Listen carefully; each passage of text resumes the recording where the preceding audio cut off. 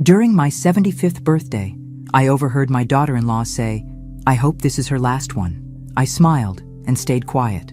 The next day, I made a call that changed everything.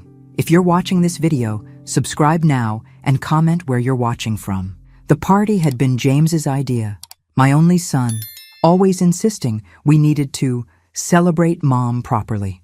The elegant affair unfolded in the home I'd designed 40 years ago, now slowly becoming foreign as Rebecca systematically redecorated it room by room. I excused myself from a conversation with former colleagues to use the bathroom, my legs feeling unusually heavy, a symptom that had been increasing since my sister Elaine's death 3 years ago. As I walked down the hallway, voices drifted from my son's study. "I hope this is her last birthday," Rebecca said, champagne glass catching the light. "I've already planned how I'll redecorate her studio into the most magnificent closet." I froze, my hand gripping the wall for support. "Patience, darling."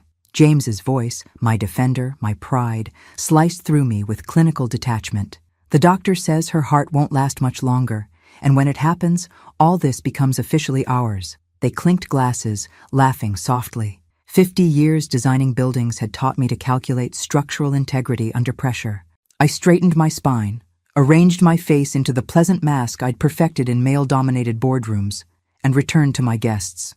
"To the best mother a son could ask for," James announced later, raising his glass. The same son who had always struggled with living in my shadow, who had shown flashes of resentment when magazines described him as Caroline Weber's son rather than his own man. I smiled and nodded, eyes clear for the first time in years. I saw everything now, how James had gradually taken control after Elaine died. First it was helping with technology, then managing my confusing finances, and finally controlling my medication for my dangerous heart condition. That night, alone in my bedroom, I stared at the ceiling. James had always been ambitious, forever seeking the approval his father had withheld. My late husband had resented my success, and I now saw that same resentment reflected in our son. Morning came, and I watched through my window as James and Rebecca left for their daily routines. I waited until Martha brought my breakfast, Martha who had been with me for 30 years, who had nursed me through pneumonia when Elaine couldn't travel, whose daughter's college education I had quietly funded after her husband's death. "Martha," I whispered, "I need to tell you something terrible. And I need your help." Her eyes registered concern, then understanding as I explained. Without hesitation, she replied, "Mrs. Weber, I've seen how they've been changing your medications. I've suspected something was wrong for months, but didn't know how to approach you. Whatever you need, I'm with you." An hour later, alone in my studio, I dialed a number I hadn't called in nearly a decade. Victor Morales, his voice, still deep and commanding despite the years. "Victor," my voice cracked. "It's Caroline." The silence stretched between us. Decades of unspoken feelings, a relationship cut short when I chose family over love. "I need your help," I said finally. "And I think you'll want to hear what I have to say about the urban hub concept." I could almost hear him straightening in his chair. Our unrealized vision, the revolutionary sustainable urban complex we'd designed together before our paths diverged. "I'm listening," Victor replied. For the first time since finding my sister's cold body 3 years ago, I felt something stir within me. Not just anger, but purpose. January 15th, 2025, the morning after my birthday revelation. I sat in my studio examining my life with the same precision I once applied to structural integrity calculations. How had I let this happen? James had inserted himself into every aspect of my existence while I grieved Elaine. 3 years ago, when she died suddenly of an aneurysm, he stepped in to help while I was emotionally vulnerable. By August 2024, he'd convinced me to switch from Dr. Leonard, my physician of 20 years, to Dr. Harrison, his cardiac specialist friend. I studied my trembling hands. Were they actually deteriorating? Or was it the cocktail of medications James insisted I needed? The same medications he personally administered each morning and night. Martha brought tea, closing the door softly behind her. "I've been documenting the changes in your medications," she whispered, placing a small notebook beside me. "The labels don't match what they put in the containers. I started keeping notes 8 months ago when your symptoms got worse after each prescription update." "Thank you," I said, genuinely moved. You've been risking your position. Mrs. Weber, when my husband died and Alicia needed college money, you didn't offer a loan. You created a scholarship that preserved our dignity. Some loyalties can't be bought. They've been paying me extra to report your confused behaviors, but I've been telling them what they want to hear. Using the untraceable phone Martha had procured, I placed a call to Dr. Leonard. "Caroline Weber," he exclaimed. "It's been too long. James told us you preferred consolidating your care with his specialist. Edward, I need your help discreetly. I believe I'm being poisoned." We arranged to meet at his colleague's private practice in Evanston. That afternoon, while James believed I was napping, Martha drove me to the appointment. Dr. Leonard performed a thorough examination. "Your heart is strong as ever, Caroline. The tremors, confusion, and weakness you're experiencing are consistent with anticholinergic toxicity and possibly benzodiazepine overdose, not heart disease." I nodded, the final confirmation of what I already knew. "I'll need to report this," he said gravely. "Not yet," I pleaded. "If they're confronted before I have protection in place, they'll accelerate their plan or claim I'm having delusions. I need time." He reluctantly agreed to give me 3 weeks to secure legal protection. "How will you avoid taking the pills?" Martha asked on the drive back. "He watches you swallow them." "My husband was an actor," I replied. "He taught me a few tricks during our marriage. I can create a pocket under my tongue, but I'll need to maintain the symptoms to avoid suspicion." Back home, I resumed my role, the increasingly fragile mother. That evening, James brought my medication with practiced concern, standing over me as I placed the pills in my mouth, took a sip of water, and swallowed, while secretly preserving the tablets in the pocket I'd created under my tongue. "You seem better this evening," he remarked, studying my face. I allowed my hand to tremble as I reached for the water glass, spilling a few drops. "Just a momentary clarity, I suppose. They come and go." He nodded, satisfied, and left me to my rest. As night fell, I extracted the tablets from my mouth and examined them under the desk lamp. Tomorrow, I would begin building the evidence that would prove my son was trying to murder me. February 15th, 2025. 1 month after my birthday revelation, I'd established a careful routine of pretending to take my medications while collecting them as evidence. Dr. Leonard had helped me obtain legitimate prescriptions through Martha, allowing me to begin recovery without alerting James and Rebecca. The detective Victor hired, Michael Donovan, was an ex-Boston police officer specializing in financial crimes against the elderly. We met during my scheduled physical therapy sessions. Martha would drive me to the medical building. Then we'd slip out a service entrance where Michael would pick us up in an unmarked car. "They've been methodical," Michael explained during our third meeting, showing me financial statements. "James has been transferring funds to offshore accounts, small amounts at first, growing larger as your condition worsened." "How much?" I asked. "Just over 2 million so far." I nodded, feeling strangely detached. "And the doctor?" "Dr. Harrison has a pattern. 3 wealthy patients in the last 5 years, all with heart conditions, all leaving considerable estates to family members who were his patients first." "He kills for referrals," I murmured. "Not directly. He prescribes medication combinations that cause deterioration over time. The death certificates all read natural causes, very clean." I studied the documents, architect's eyes finding patterns. "Show me everything on Rebecca." Michael hesitated. "Mrs. Weber, this might be difficult to hear. I found out my son is trying to murder me for my money. I doubt anything could be more difficult than that." He passed me another folder. Inside were photographs of Rebecca with a man I didn't recognize, clearly intimate. More troubling were the documents they were reviewing. Blueprints of my house, property valuations. "Stephen Kaufman, real estate broker specializing in luxury properties," Michael explained. "Before connecting with your son's circle, Rebecca was investigated for similar elder financial abuse in Boston 5 years ago. The case was dropped when the victim died before charges could be filed." The pieces connected in my mind. "So my son married a professional predator." "It appears so. They're not just planning your death, they're already spending the proceeds." That evening, I began sketching, not buildings, but a different kind of structure, a trap. Every good architectural design begins with understanding the foundation you're working with. Mine was crumbling, but not yet collapsed. The physical symptoms of long-term medication poisoning would take months to reverse. My hands still trembled slightly when I was truly tired. Occasional cognitive fog descended without warning. a frightening experience that Dr. Leonard assured me would diminish over time, but might never completely disappear. These limitations became part of my design. I couldn't engage in a direct confrontation while physically compromised. I needed to create a scenario where their own actions would expose them. The next morning, James entered my bedroom with a glass of water and pills. "I was thinking," I said, injecting a note of confusion into my voice, "perhaps we should update my will soon, just to make sure everything's in order."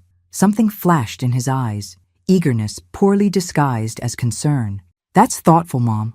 I'll call Henderson tomorrow." Henderson, not my attorney of 40 years, but his friend from the golf club. Another piece of the puzzle.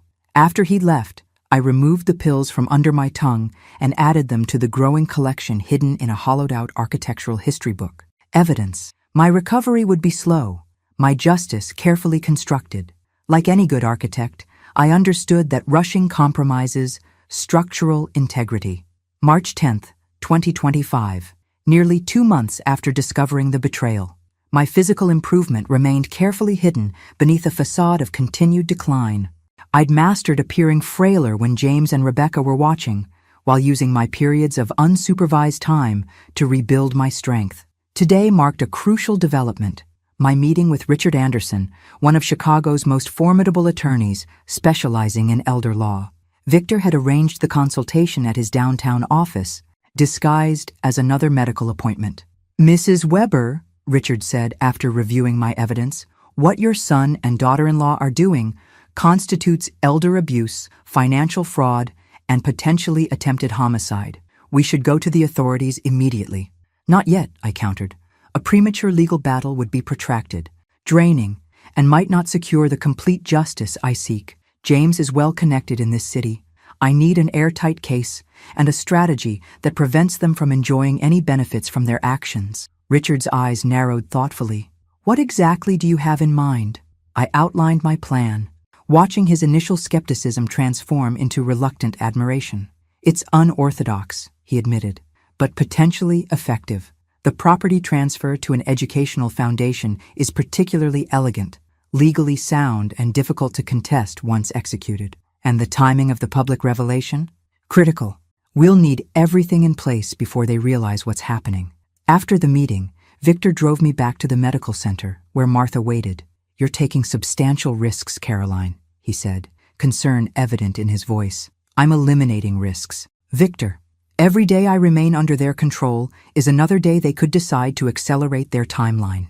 The Urban Hub project had been our shared vision, a revolutionary urban development concept that integrated sustainable living and community spaces. We'd designed it together before our personal and professional paths diverged decades ago. The Carrington Group, a progressive development corporation, had approached me directly 3 months before my birthday, unaware of my supposed decline since I'd managed to keep my condition private outside family circles. "They don't know about your situation?" Victor asked. "My situation is largely fabricated by James and his doctor," I corrected. "Professionally, I've maintained limited contact but solid standing. At home, I maintained my performance, allowing James to help me review financial documents I wasn't permitted to read carefully. Each interaction became evidence, carefully documented through the surveillance system Michael had installed during a weekend when James and Rebecca attended a charity gala in Milwaukee. The system was ingeniously hidden, micro cameras concealed in light fixtures I had designed decades ago, audio capture devices integrated into the home's existing intercom system. As the original architect, I knew every cavity, every conduit, every potential surveillance point invisible to those who hadn't designed the space. That evening, I heard James on the phone with Dr. Harrison through the surveillance system. "She's asking about updating her will," James said, voice tense. "Is it time to adjust her medication again?" "Carefully," Harrison replied. "The combination we're using is already approaching maximum effectiveness without obvious toxicity markers. We don't want to trigger suspicions with a sudden decline or hospitalization. The West Ridge partnership requires capital I don't currently have access to. We need to accelerate. Patience has gotten you this far, James. Rush now and you risk everything." I was running out of time, but so were they. The foundation paperwork was nearly complete, the Carrington contract ready for signing, and Elizabeth Chen, a rising star in the prosecutor's office whose mother had worked with me early in her architectural career, had agreed to review my case file. April 5, 2025, nearly 3 months into my covert resistance. The physical toll of prolonged medication poisoning continued to manifest in unexpected ways. Some mornings I woke with my right hand completely numb. Other days, words would temporarily vanish from my vocabulary. Terrifying episodes that Dr. Leonard assured me should gradually diminish. "You need to eat, Mrs. Weber," Martha insisted, placing a tray beside my drafting table where I'd been working on the Urban Hub plans. I glanced up, realizing I'd forgotten lunch again. 3 months of proper medication had improved my condition significantly, but the lingering effects of the poisoning required careful management, consistent meals, proper hydration, and strategic rest periods. "The Carrington people were impressed," Victor said during our daily secure call. "They understand your current physical limitations, but value your architectural vision more than your ability to personally visit construction sites. And the foundation? Fully established as of yesterday. The Weber Foundation for Young Architects now legally owns your property. James can't touch it, though he won't discover this until the documents are publicly filed, which we can delay until our confrontation." I allowed myself a moment of satisfaction. "The guest list for the dinner? Confirmed. 24 attendees, including the Carrington executives, Elizabeth Chen, and several influential architecture critics. And James's promotion announcement? His office confirmed he's planning to announce becoming partner at Westridge Development, a position requiring the substantial investment he's been siphoning from your accounts." That evening, Rebecca knocked on my studio door, a rare occurrence. "Caroline, I've been thinking about the anniversary of your first major commission next month," she said with practiced warmth. "What if we host a special dinner at the Palmer Club? James just got a membership, and it would be so lovely to celebrate you there." I blinked in feigned confusion, while inwardly rejoicing at their predictability. They were creating the perfect stage for their own exposure. "That would be wonderful, dear," I replied, voice quavering appropriately. "How thoughtful of you to remember." After she left, I texted Martha. "They're planning their own event, May 15th, Perfect timing." That night, I watched from my window as James had a heated phone conversation on the patio. Using the surveillance system, I accessed the recording later. "It's taking too long," James was saying. "Harrison says we need to accelerate. Yes, I know it's risky, but the Westridge partnership requires immediate capital." "The foundation? No, that was just talk." She never followed through. How little he knew me. The next morning, James brought my medication with a different pill added, slightly larger, with a faint green tint. "Dr. Harrison suggested a supplement to help with your circulation," he explained smoothly. I nodded and pretended to swallow it with the others.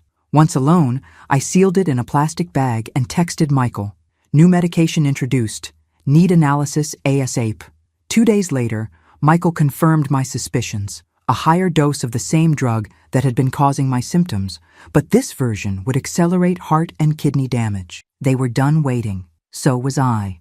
Over the next week, I finalized every aspect of my counteroffensive with Victor, Michael, and Richard. Meanwhile, I focused on the Urban Hub designs, losing myself in the creative flow that had defined my career. Despite the lingering effects of the poisoning, my architectural vision remained intact, perhaps even enhanced by my newfound appreciation for creating spaces that accommodated vulnerability without sacrificing beauty or function. The countdown to May 15th had begun. In architectural projects, the final phase before unveiling always requires the most precision. My revenge would require that same exacting standard. May 10th, 2025. 5 days before the confrontation. The transformation needed to be both physical and strategic. For the dinner at Palmer Club, I needed to embody the change that had occurred within me, a visual statement as powerful as any building I'd ever designed. "Too severe," Victor commented as I tried on a black designer suit in his penthouse where I'd been secretly preparing.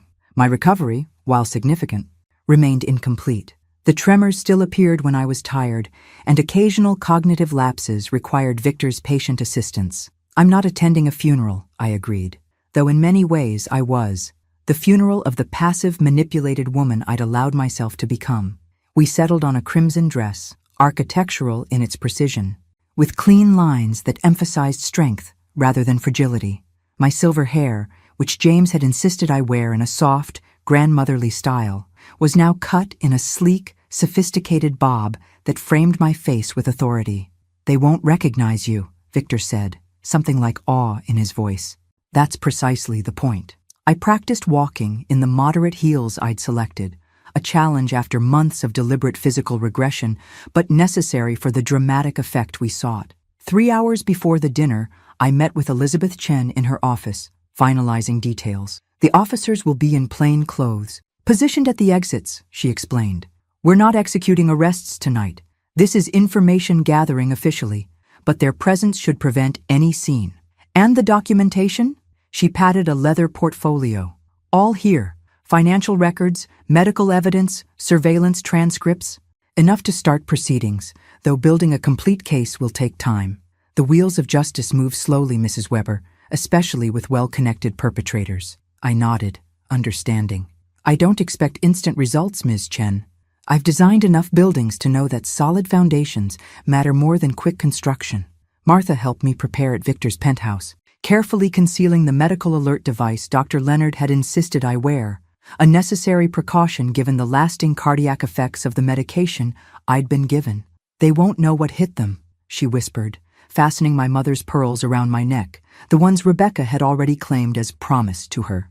As we pulled up to the Palmer Club in Victor's car, I saw James and Rebecca greeting guests at the entrance. My son was resplendent in a new suit, Rebecca glittering with jewelry, some pieces I recognized from my own collection, apparently already migrated to her possession. "Ready?" Victor asked, offering his arm. I felt a momentary wave of lightheadedness, one of the lingering effects of the poisoning that still plagued me unpredictably. I took a deep breath, centering myself. I've been designing this moment for nearly 4 months. We timed our entrance perfectly, after all guests had arrived, just as James was becoming visibly concerned about my absence. The maitre d' announced us, Mr. Victor Morales and Mrs. Carolyn Weber. The room turned. I watched recognition dawn slowly on faces, followed by confusion, then amazement. I walked with as much grace as my recovering body could manage, head high, steps measured and confident, every inch the renowned architect who had once commanded the attention of international design conferences. "Mother?" James looked as though he'd seen a ghost. In a way, he had, the ghost of the woman he'd tried to erase. "James, Rebecca," I nodded coolly. "Thank you for arranging this lovely event."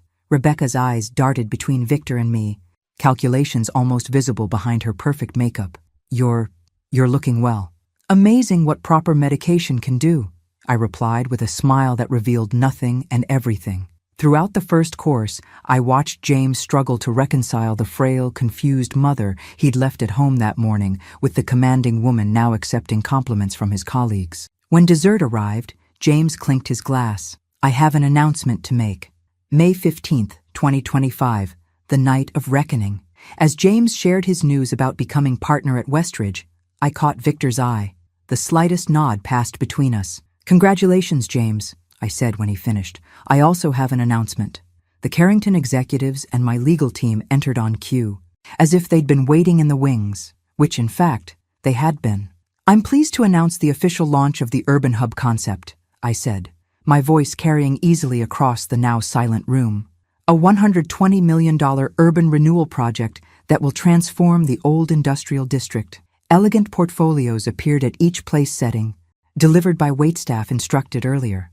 "But that's not all," I continued, enjoying the bloodless look on James's face. "I'm equally proud to announce the establishment of the Weber Foundation for Young Architects, which as of last month is the new owner of my residence, preserved in perpetuity as an educational center." Rebecca's champagne glass froze halfway to her lips. "And finally," I said, nodding to Elizabeth Chen, who stepped forward with her portfolio, "I believe some legal matters require immediate attention." The fallout was immediate and devastating. As Elizabeth quietly presented James with legal documents detailing the investigations into financial fraud, medical manipulation, and conspiracy, I watched the careful facade he'd maintained for years crumble before my eyes. "This is ridiculous," he sputtered, voice rising as he skimmed the papers. "My mother is confused, has been for months. Ask her doctor. Dr. Harrison is currently being questioned by the medical board." Elizabeth replied calmly. His cooperation could reduce his own charges considerably. Rebecca, always the pragmatist, was already distancing herself. James handled all the medical decisions, she said quickly. I was rarely involved in those conversations. The surveillance transcripts, helpfully highlighted by Elizabeth's team, contradicted this claim immediately. The dinner guests, an uncomfortable audience to this unfolding drama, began discreetly departing. The Carrington executives, however, remained firmly at my side, their presence a clear statement about where the power now resided. James, desperation replacing shock, tried one last maneuver. Mother, you're clearly unwell. Let's continue this conversation tomorrow when you've rested. I met his gaze directly. I've never been clearer in my thinking, James. Nearly 4 months of your poisoning required 3 months of recovery. But I'm fully capable of making my own decisions now. Poisoning? That's absurd. But his eyes darted to the exit where he'd spotted the plainclothes officers. We have the medication analysis, Elizabeth interjected smoothly, and Martha has provided a full statement about the pill substitutions she witnessed. At Martha's name, James's expression darkened. That interfering— Careful, I interrupted. Your position is precarious enough without adding witness intimidation. Rebecca, seeing the complete collapse of their plan, made a different calculation. She edged away from James, her designer heels clicking sharply on the marble floor. I need to use the restroom, she murmured, reaching for her purse. Mrs. Weber, Elizabeth said quietly, my colleague would be happy to accompany you. She nodded toward a female detective who stepped forward with a professional smile. The orchestration was perfect. No dramatic arrests, no public handcuffing, just the quiet, relentless pressure of consequences beginning to unfold. As the room emptied, James found himself increasingly isolated. His new firm partners drifted away with uncomfortable nods, the invisible bonds of social standing visibly recalculating in real time. You've just destroyed my career, he said when we were nearly alone, anger replacing his earlier panic. No, James, you destroyed it yourself, along with our relationship, the moment you decided my death was an acceptable path to your advancement. For the first time, he didn't deny it. You never understood what it was like being your son. Always in your shadow, never measuring up. Dad understood. He felt it too. The mention of my late husband, who had indeed struggled with my success, was calculated to wound. Once it would have. Now I saw it only as another manipulation. July 15th, 2025, 2 months after the confrontation at Palmer Club. I sat across from Elizabeth Chen in the prosecutor's office, reviewing new evidence. The case against James, Rebecca, and Dr. Harrison had strengthened considerably as financial forensics uncovered the full extent of their scheme. The medication evidence is particularly damning, Elizabeth explained, laying out the lab reports. The combinations Dr. Harrison prescribed showed a clear intent to induce symptoms mimicking dementia and heart failure. I studied the reports with clinical detachment, no longer feeling the visceral betrayal that had once consumed me. And James's accounts? We've traced just over $2 million transferred from your accounts to offshore holdings. The court has frozen everything pending trial. My son now lived in a rented apartment after being asked to take a leave from Westridge Development. His partnership offer had evaporated as news of the investigation spread through Chicago's close-knit professional circles. And Rebecca? Staying with her sister in Milwaukee, she's attempting to position herself as another victim, claiming James manipulated her. I smiled thinly. The surveillance recordings suggest otherwise. Elizabeth nodded. Her counsel has approached us about a potential cooperation agreement. She's willing to testify against James and Dr. Harrison in exchange for reduced charges. It's a standard strategy in complex cases like this. Is it worth considering? I asked. Potentially. Her testimony would strengthen the case against the other two, particularly Harrison.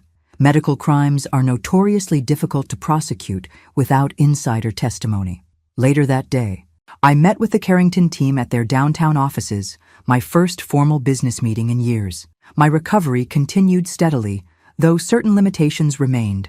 I still tired easily and occasionally lost words mid-sentence, a humbling experience that Victor gracefully navigated during meetings. The preliminary designs have already generated significant interest, Howard Carrington explained, as we reviewed the project timeline. Your return to active practice is being hailed as a major event in architectural circles. That evening, returning to Victor's penthouse where I'd been staying, I found an unexpected visitor waiting in the lobby. James looked terrible, unshaven, eyes bloodshot, wearing clothes that hadn't been pressed. The doorman appeared uncomfortable, clearly having been instructed not to allow him upstairs. "Mrs. Weber, I tried to explain you don't accept unscheduled visitors." "It's all right, Henry," I said calmly. "We can talk here." James straightened as I approached, attempting to summon his former confidence. "Mother, this has gone far enough. The family's dirty laundry is becoming public spectacle." "Attempted murder isn't dirty laundry, James. It's a felony." He flinched. "That's a gross exaggeration. Yes, I managed your medication and finances because you were becoming confused. Perhaps Dr. Harrison's approach was aggressive." "Stop." My voice cut through his excuses like a steel beam through plaster. "I've seen the text messages between you and Harrison discussing dosages to accelerate my cognitive decline. I've heard the recordings of you and Rebecca discussing how to make my death appear natural." His face paled. "What do you want?" he asked finally. "Money? The money's gone, frozen or spent. The house? It's not even yours to give back anymore." "I want nothing from you," I replied, seeing him clearly for perhaps the first time in decades. "That's what you never understood. I gave you everything freely: love, opportunity, support. You could have had it all legitimately by simply waiting, by being the son I thought you were. Then why continue with this prosecution? For revenge, that's beneath you. Not revenge, consequences, and protection, not just for me, but for others. Harrison has had other patients, other victims. This needs to end." He attempted one final approach, voice lowering to the same gentle tone he'd used when administering my medications. "Mom, please, we're still family." I studied him, this stranger wearing my son's face, and felt a strange calm replace the hurt that had driven me for months. "No, James, we're not family anymore. We're plaintiff and defendant. That's the relationship you chose." October 15th, 2025, 5 months after the confrontation. Autumn had transformed Chicago, painting the city in amber and crimson. My own transformation continued in parallel, some days stronger than others, the lingering effects of the poisoning appearing unpredictably, but with decreasing frequency. "They're offering a plea deal," Elizabeth Chen explained during our weekly meeting at her office. The legal proceedings had progressed with methodical precision, though far slower than dramatic television portrayals would suggest. "What are the terms?" I asked, setting aside the urban hub blueprints I'd been reviewing. For James, guilty plea to financial elder abuse, fraud, and attempted aggravated assault. 8 years, eligible for parole after 5. She slid the document across her desk. For Rebecca, guilty plea to conspiracy and financial fraud. 3 years, eligible for parole after 18 months. I studied the proposal. And Dr. Harrison? 6 years and permanent revocation of his medical license. He's cooperating extensively, providing information on other similar cases. The thought of other elderly victims made my stomach tighten. "What do you recommend?" Elizabeth leaned back, her expression measured. "The evidence is strong, but trials are unpredictable and could stretch for years. This guarantees consequences without subjecting you to a lengthy, public proceeding where defense attorneys would certainly attack your mental competence." I considered her words carefully. "A trial would mean testifying, reliving the betrayal, having my mental competence questioned, exposing private humiliations." "I'll consider it," I replied, tucking the document into my portfolio. That evening, Victor and I dined on his terrace overlooking Lake Michigan.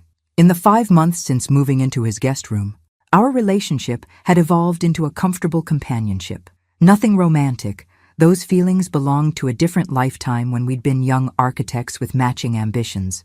But something perhaps more valuable: mutual respect and understanding. "You're quiet tonight," he observed, pouring more wine. Thinking about the plea offer, I explained the terms. "Part of me wants to refuse, to push for maximum sentences." Victor nodded. "Understandable. What's stopping you?" "Practicality. A trial would be draining, potentially damaging to the foundation and urban hub." I paused. "And perhaps I'm just ready to build something new instead of demolishing the old." Later that night, unable to sleep, I found myself at my drafting table. Victor had converted a corner of his library into a studio space for me, complete with the specialized lighting I preferred. I was sketching modifications to the Urban Hub Community Center when my phone rang. The number was unfamiliar. Mrs. Weber? A woman's voice, tentative. This is Rebecca. My hand tightened on the pencil. How did you get this number? That's not important. I needed to speak with you before... She hesitated. Before I accept the plea deal. I remained silent, waiting. I want you to know it wasn't my idea. The medication. I mean...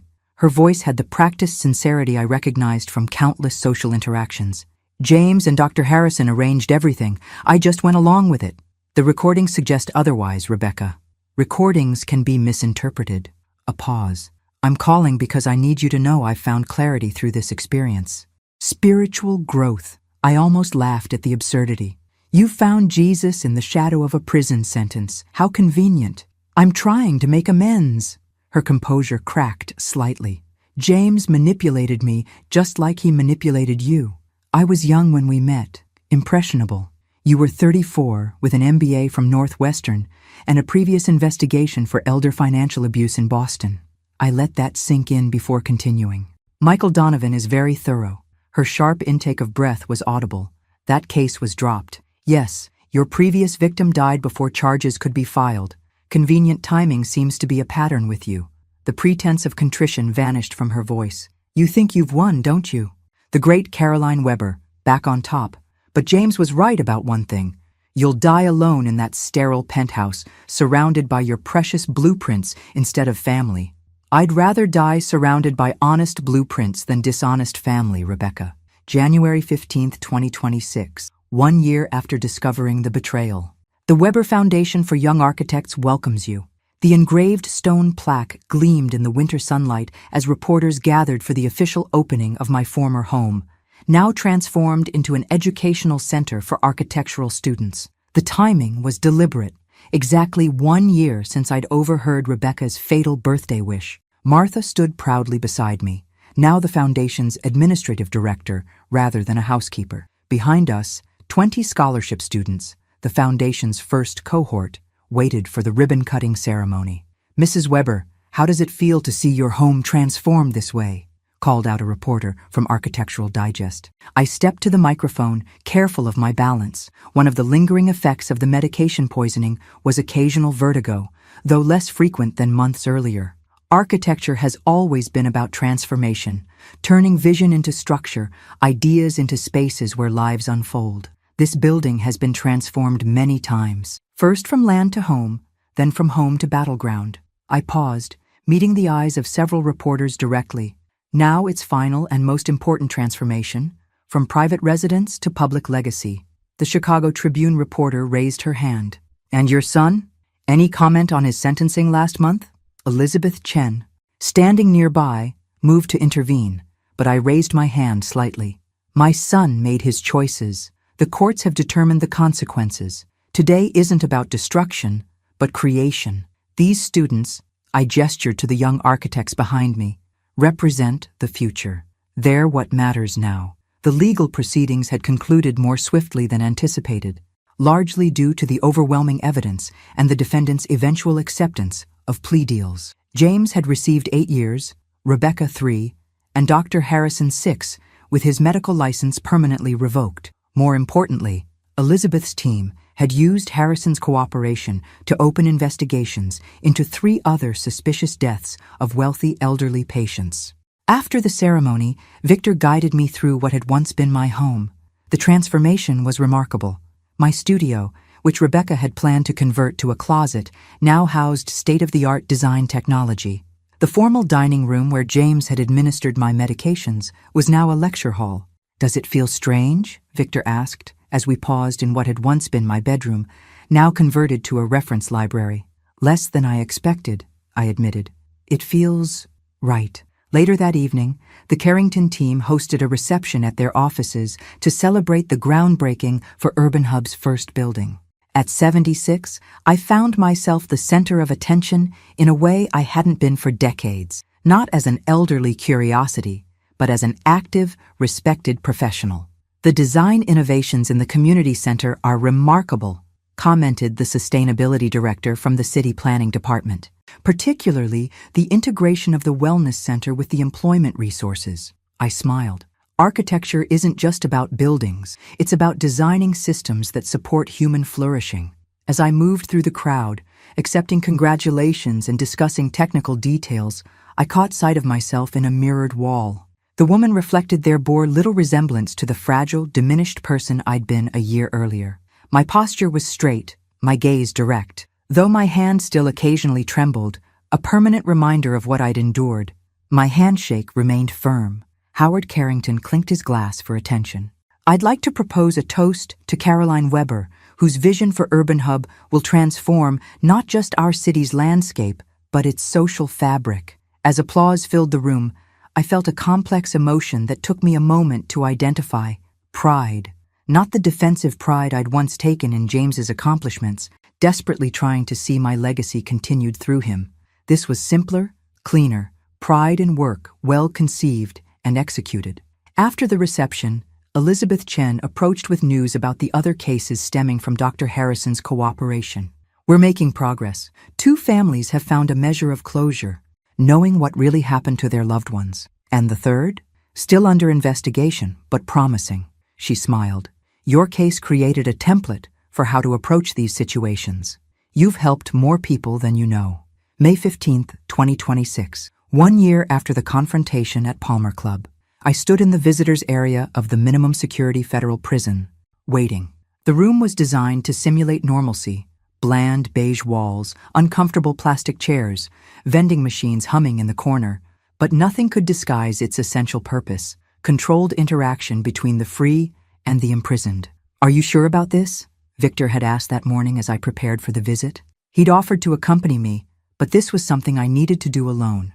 James entered wearing a khaki uniform that hung loosely on his frame. Prison had aged him visibly, his hair grayer, his posture less commanding. The arrogance that had defined him had been replaced by a wary caution. "Mother," he said, taking the seat across from me, "this is unexpected." "Is it? I informed your attorney I would be coming." He nodded. "Yes, but I didn't think you'd actually—" He gestured vaguely. "Why are you here?" A reasonable question. Over the past year, I had systematically rebuilt my life while his had been dismantled. The Weber Foundation was flourishing. The Urban Hub project had broken ground on its second building, and my new lakeside residence, a modern glass and steel structure designed specifically around my needs, was nearly complete. "I wanted to see you," I said simply, "before I move forward completely." His eyes narrowed slightly. "Move forward? I'm leaving for a 3-month architectural tour next week. Singapore, Tokyo, Barcelona, reviewing innovative urban development projects for Urban Hub's next phase. At my age, international travel becomes a significant undertaking, especially given the lingering health issues from your intervention. And you wanted to say goodbye in case something happens to you during your trip." His voice carried a hint of the old calculation. "Planning to update your will before you go?" I had to smile at his persistence. "James, there's nothing left for you in my will. The foundation has the house. My professional assets are in a trust for architectural education, and my personal wealth, what you didn't manage to transfer offshore, is designated for scholarships and medical research. Then why come at all?" Genuine confusion crossed his face. I studied him, this man who had been my only child, my anticipated legacy, and felt an emotion that surprised me: pity. "I came because I wanted to understand, not just what you did, but why. What makes a person decide their parent's life is worth less than their impatience for inheritance?" He looked away. "You wouldn't understand. Try me. I've spent a year rebuilding my life." "James, that process requires understanding what went wrong in the first place." "It started small," he said finally. "After Dad died, you were so capable. Running the firm, winning awards, never needing anything from anyone. Then when Aunt Elaine died, you finally seemed vulnerable, human. So you exploited that vulnerability?" He winced. "I helped you, genuinely at first, but then I saw how easily you accepted my guidance on technology, finances. It felt like finally having power in our relationship. And Rebecca? Rebecca saw opportunity. She's always been practical. The new medication, the one you introduced right before the confrontation," I said finally. "That was meant to be the end, wasn't it?" He didn't deny it. "Harrison said your heart wouldn't last 3 months on that regimen." I nodded, absorbing this confirmation of what I'd already known. "You would have literally watched me die, day by day." "I would have been the devoted son caring for his ailing mother," he corrected. The narrative was important. Yes, I suppose it was. January 15th, 2027. 2 years to the day after overhearing Rebecca's fatal birthday wish. I hosted a gathering on the terrace of my new lakeside home, a modernist structure of glass, steel, and warm wood that accommodated my occasional physical limitations while emphasizing strength and clarity. To Caroline Weber and the second phase of Urban Hub, Howard Carrington raised his glass as the small assembly cheered. The past 2 years had transformed not just my circumstances, but my understanding of what mattered. My recovery from the poisoning had plateaued 6 months earlier. The tremors in my right hand would remain permanent, as would occasional cognitive lapses and reduced stamina. But these limitations had become integrated aspects of my existence rather than defining features. The community impact statistics are remarkable, Elizabeth Chen commented, examining the project report. Now a federal judge, after her successful prosecution of what the media had dubbed the Weber case, she remained a valued ally. Victor, arriving late from a meeting, joined us on the terrace. In the 2 years since my revival, our relationship had evolved into something neither of us had anticipated, a partnership of equals, with separate homes but intertwined lives. "Sorry I'm delayed," he said, accepting a glass from Martha. The Singapore investors had questions about the sustainability metrics. As conversations flowed around me, I took a moment to observe this assembly, not family by blood, but a community formed through choice and shared purpose. Martha and her daughter, now the Foundation's educational director, Michael Donovan, who had transitioned from detective to the Foundation's security consultant, the first graduating class of Weber Scholarship recipients, Elizabeth and her family. "Speech!" called Howard Carrington, raising his glass again. I smiled but shook my head. "I'm an architect, Howard. We build rather than talk." "Nonsense," Victor countered. "I've sat through enough of your client presentations to know better." Yielding to their encouragement, I moved to the edge of the terrace where the lake stretched before us, Chicago's skyline visible in the distance. 2 years ago today, I began, I faced a choice between accepting a planned ending or designing a new beginning. As an architect, the answer was obvious. I gestured toward the urban hub model displayed nearby. "We build." Murmurs of agreement rippled through the gathering. But what I've learned since then is that the most important designs aren't buildings or projects. They're the connections between people, the foundations of trust, the frameworks of purpose, the structures of meaning we create together. After the guests departed, Victor remained, helping Martha clear the last glasses despite her protests. "You seem contemplative," he observed as we sat watching the moonlight on the lake. "I received a letter from James yesterday," I explained. "His first in 18 months. Victor's expression tightened. "What did he want?" "To inform me he's eligible for parole next year. He's completed multiple rehabilitation programs, found religion, written a memoir about toxic family dynamics. Are you going to respond?" I shook my head. "There's nothing left to say. Some buildings can't be salvaged after fundamental damage. They can only be acknowledged as ruins, studied for their failures, and left behind." Victor nodded, understanding as always. "Any regrets?" he asked finally. I considered the question seriously. The physical aftermath of the poisoning remained. The tremors, some memory lapses, reduced stamina requiring careful management.